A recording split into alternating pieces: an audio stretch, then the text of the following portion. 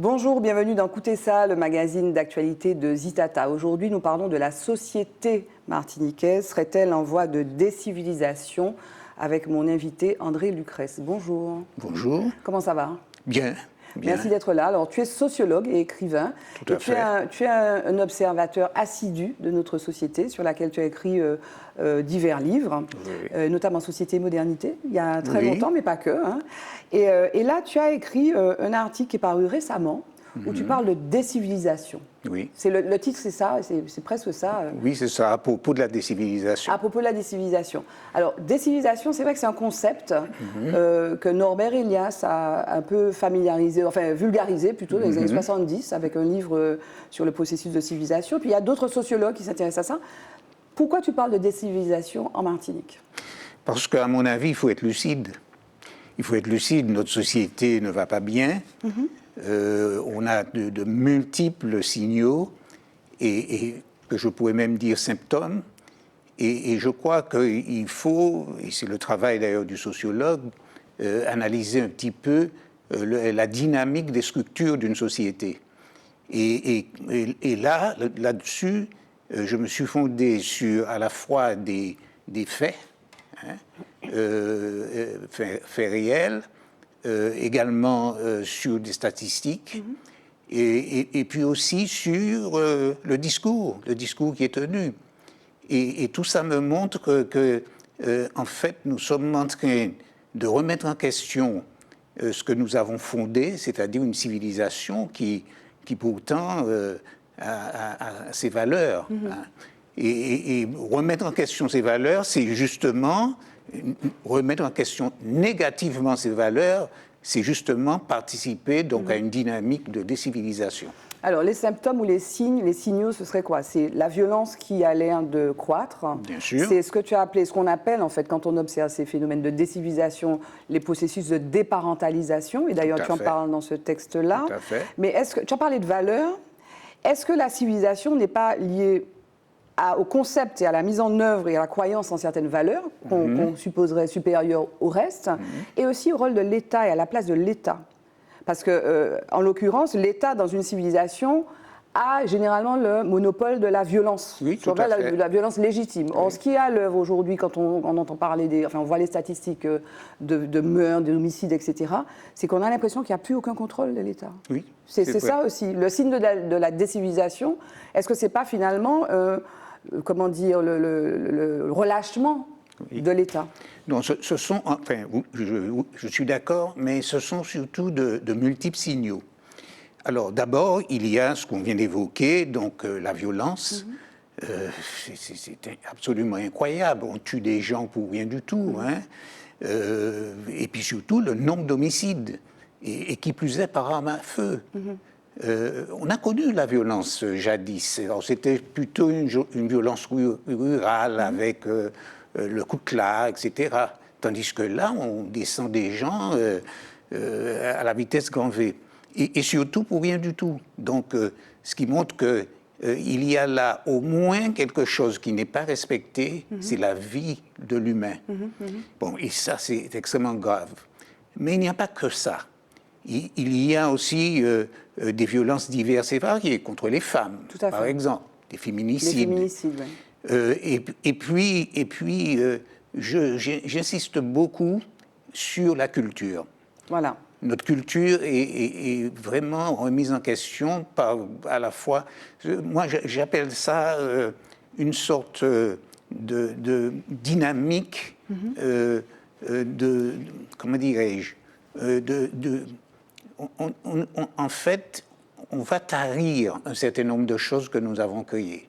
Par exemple... Quand tu parles, excuse-moi, André, quand tu parles de la culture, notre culture n'est plus ce qu'elle était, c'est-à-dire, c'est ça que tu mets... Non, et puis surtout, les belles eaux de notre culture que nous avons fait jaillir de notre terre, si vous voulez, sont remises en question ou elles sont absentes. Mais est-ce que c'est pas juste lié, en fait, ce qui nous arrive là, hein, oui. Bon, est-ce que, finalement, dans ce processus de décivilisation, est-ce qu'il est si nouveau? Bon, peut-être qu'il l'est pour nous, mais il n'est pas si nouveau pour d'autres, en d'autres lieux, en d'autres temps. Il y a des processus de décivilisation, dont certains sociologues d'ailleurs disent que c'est le capitalisme lui-même qui produit ça, que c'est intrinsèque à la modernité et au capitalisme, au néolibéralisme. Bien sûr, bien sûr. Voilà. Le fait, par exemple, la place que prend l'objet aujourd'hui, en particulier chez nous, la voiture, mais bien d'autres objets également, tout cela participe justement à des civilisations. Mais ce que je veux souligner là, c'est surtout concernant notre culture, le fait que, par exemple, nous n'avons plus de grandes œuvres là, en ce moment. Par exemple, nous n'avons pas ou pratiquement pas de revues. Et quand je réfléchis à ça, lorsqu'il y a eu légitime défense, c'était le départ de quelque chose. De Ménil. Et Ménil dit justement, avec une poussière d'hommes, nous avons fait un peuple. Ensuite, il y a eu Césaire, et en particulier Tropique. Ensuite, il y a eu ce que de Pestre appelle la pirogue des trois glissants, c'est-à-dire Acoma. Il y a eu la revue Carbet, qui est de ma génération. Que tu as continué à créer. Voilà. Et tout cela, c'était des moments forts. Or, ces moments-là sont absents. Et puis, il y a notre université, qui est d'une médiocrité absolue. Moi, je me rappelle avec Bernabé, avec Pépin, avec d'autres, avec Thomson, nous avons instauré des cycles de conférences. Il n'y a pas ça aujourd'hui. Donc, la pensée a déséanté notre vie. Exactement. Mais alors, c'est nous collectivement. Est-ce que c'est lié à notre structure politique? Est-ce que c'est lié au fait que nous soyons français? Je vais le dire comme ça. Est-ce que c'est lié au fait que nous soyons français alors que nous sommes caribéens, qu'on se dit aussi qu'on est héritier d'esclaves? Est-ce que c'est lié à cette crise identitaire dont on a eu quelques manifestations il y a 2 ans? Est-ce que c'est ça qui crée aussi, et notamment, je faisais allusion tout à l'heure à l'État, parce qu'un des symptômes de la décivilisation, c'est finalement cette distance vis-à-vis de l'État. Dans un pays insulaire comme le nôtre, loin de 7000 km, etc., c'est remis en question. Est-ce que finalement, c'est pas normal? Oui. Beaucoup de questions. Oui, il y a une multiplicité de questions. Mais ce que je pense surtout, contrairement justement, finalement, à des formes de civilisation, nous pourrions protester contre ces formes et au contraire, précisément, créer. Par exemple, des romans qui sortent de chez nous, des choses qui viennent de nous. Tout à fait. Et au contraire, là, on est dans une espèce de paresse. Et je reviens sur ce que je disais tout à l'heure. Nous référons même pas aux belles eaux que nous avons créées.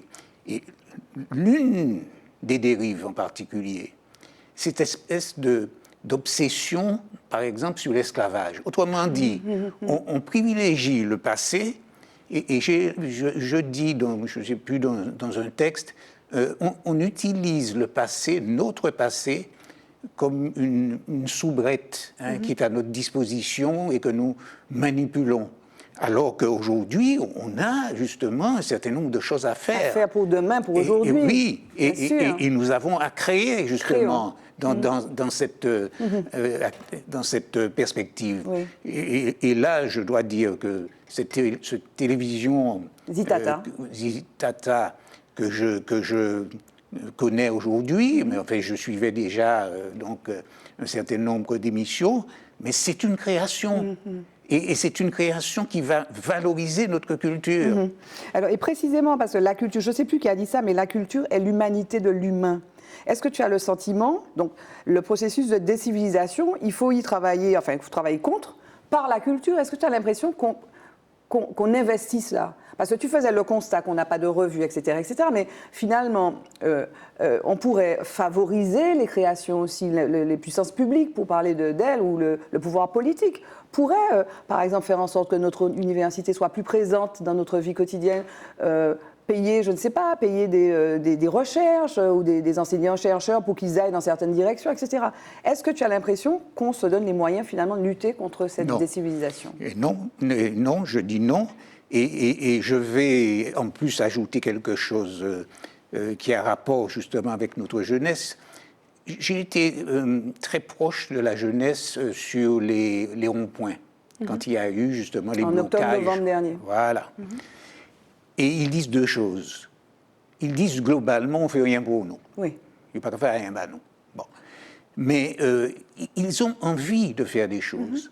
Et je disais, il n'y a pas longtemps à un ami, je lui disais, mais j'ai présidé un certain nombre de, comment dirais-je, d'examens au campus caribéen des arts.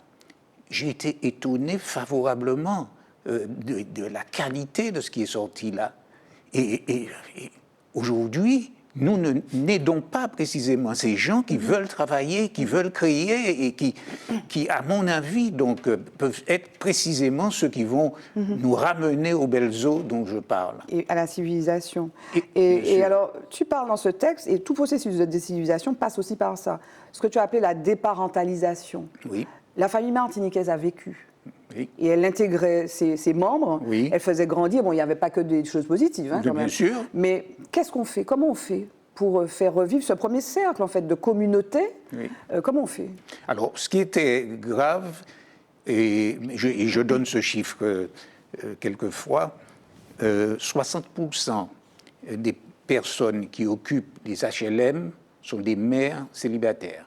Donc, autrement dit, elles ont une responsabilité d'enfant, mais le père n'est pas là. 60%. Donc, là aussi, il faut qu'il y ait... alors, il faut accompagner ces personnes? Il faut accompagner ces personnes et surtout, il faut les aider à la socialisation. Parce que l'un des moyens, précisément, pour que nous n'allons pas vers la décivilisation, c'est précisément la socialisation. Et ça commence par les enfants. Et c'est pour ça que la déparentalisation est quelque chose de grave. Elle nous touche gravement aujourd'hui. Alors, le processus de décivilisation, effectivement, c'est la rupture de la communauté, finalement. Oui. Et j'ai lu, je crois que c'est Loïc Vacan, en fait, qui est un sociologue qui a travaillé sur le ghetto noir américain et qui dit, finalement, qui parle aussi de décivilisation et qui dit que, finalement, le ghetto noir américain qui était protecteur s'est transformé en hyper-ghetto qui, lui, fait rentrer la violence dans la vie quotidienne des gens. Aujourd'hui, c'est quoi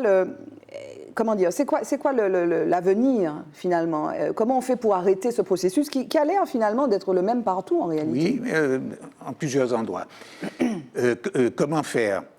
D'abord, je crois qu'il faut que nous prenions nos distances avec cette espèce d'obsession de l'esclavage.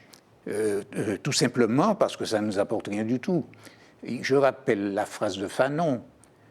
Seront des aliénés, nègres et blancs, qui ne se laisseront pas prisonniers de la tour substantialisée du passé. Et donc, il faut dépasser ce passé-là.